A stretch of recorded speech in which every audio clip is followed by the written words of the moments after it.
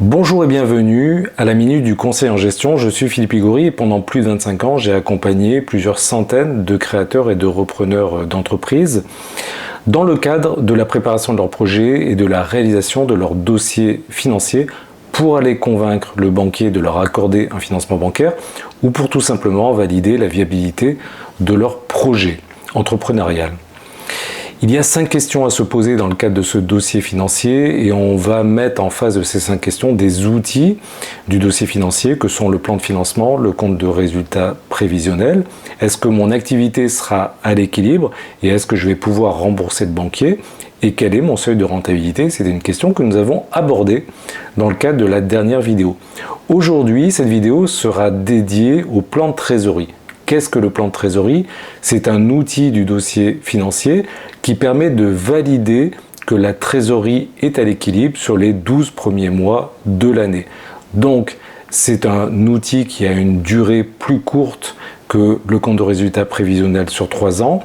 Et l'objectif va être, dans le contexte un peu particulier de la création d'entreprise, avec cette fameuse période de décollage que l'on a abordée, de voir s'il n'y a pas des impasses de trésorerie. Il n'est pas systématique dans le cas d'un dossier financier parce qu'il est déjà technique et il n'est pas toujours demandé par le banquier et c'est assez difficile de le réaliser.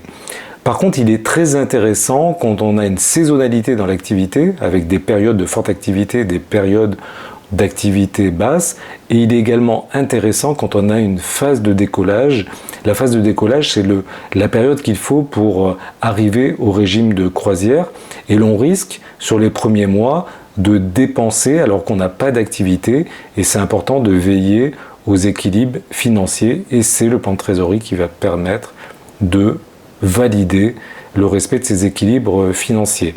Donc un objectif d'identification des impasses de trésorerie pour aller trouver des solutions de financement qui vont être ponctuelles, par exemple un découvert bancaire, ou alors un apport de trésorerie du dirigeant par l'intermédiaire d'un apport en compte courant.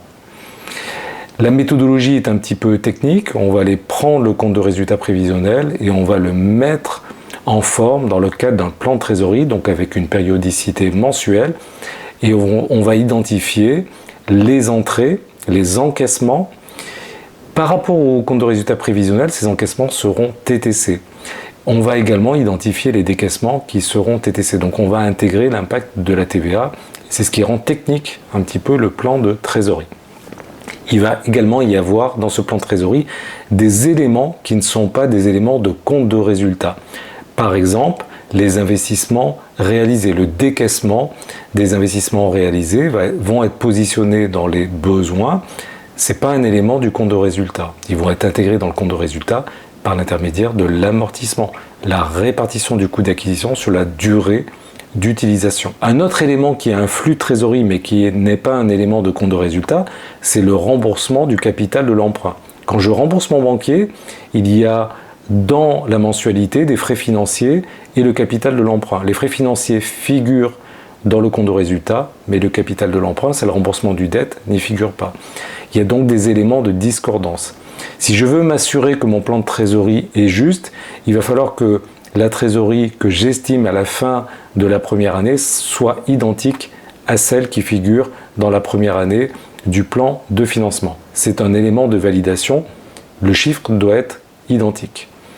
Voilà, je vous remercie pour votre écoute et je vous dis à très bientôt pour la dernière vidéo qui va parler du respect des équilibres globaux sur la période de 3 ans dans le cadre du plan de financement. Merci et à bientôt.